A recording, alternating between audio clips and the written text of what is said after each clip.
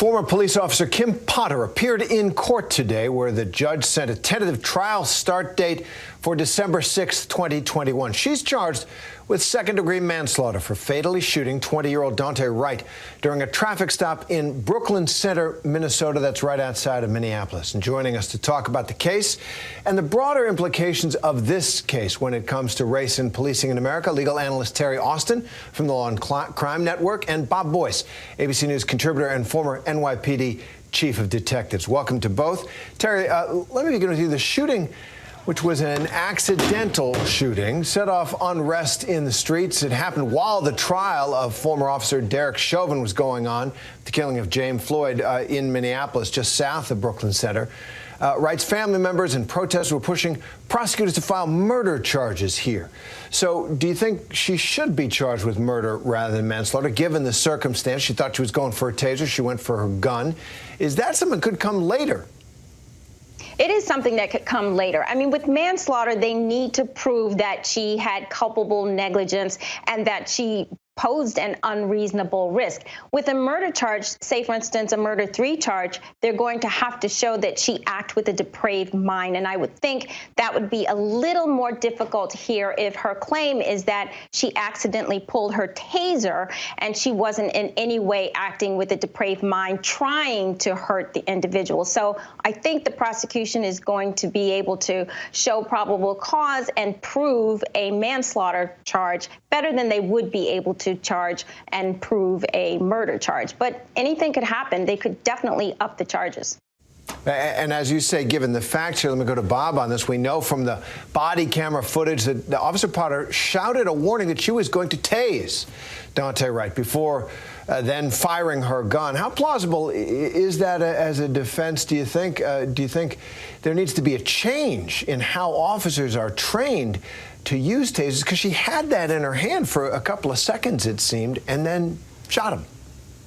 Yeah, it adds to the national and TERRI, good to be here. It adds to the national conversation about police training and tactics. And these are rare when this happens. But clearly, the body cam showed the entire event, showed the verbal commands, and then the admission of error once she did it. So the case is pretty succinct in that question. There's other things that happened as well there. Where did she have the taser on her duty belt? That's important to understand. And what is the police department guidelines in Brooklyn Center to where she put it? These things happen. Again, there's a whole bunch of reasons when you have an elevated situation. But this started as a standard vehicle stop and then elevated itself into something else. So you see what happened here is clearly what happened is I don't see this going any higher than manslaughter 2. I think it's an appropriate charge because it's an egregious act where this young man died. So I don't see it going any further than that. But the training itself, it's a big argument among police departments nationally. It should be done quarterly. Right now it's done biannually. And I think that needs to happen. And I hope this comes out of that something strong comes out of this terrible tragedy, that with this change in police training and tactics will come from. That's interesting. More frequent training would help officers in this situation as the adrenaline flows. They rely on that training, that muscle memory. TERRI, as expected, the judge here did find probable cause to proceed with the charge against Potter, as we say. So what about cameras in the courtroom? People used to watching the Derek Chauvin case. Do you think we will see cameras in the courtroom? TERRI? Oh, we lost her. Okay, so Bob, let me go back to you on this important subject of police training and how it can help. You say that this has happened, understandably, and what about the training? What kind of training and what about it would help officers and people stopped from this kind of tragic consequence? So these tasers, or what we call in New York electronic control devices, they save lives. They're used every day to deploy with certain. It has some limitations to it. It doesn't mean you're going to stop your subject, but for the most part, it does save lives. Unfortunately, I think we have to train at the same time with the firearm on the strong side, the taser device or the ECD on the weak side, and then go back and forth to understand this. This is something that we can get in front of. We can change. Thankfully, there's very few instances on this, but each department, they should have a cross draw.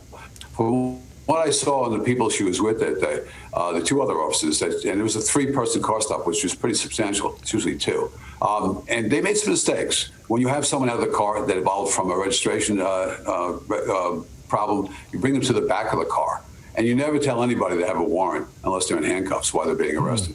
Some things added to this, but the primary thing here is having the officers muscle memory, exactly what you said, Terry, and going forward that way, so they get used to it quarterly, every 3 to 4 months, and no more than that. Just as training in the American military has increased effectiveness and safety and lethality, all the jobs of the military there in the police forces, it could as well. Let me ask about race in police, Bob. This was, as you say, a pullover for expired registration tags. Do you think the police officers there, and would it be part of the case, were more on their guard because Daunte Wright's a black man?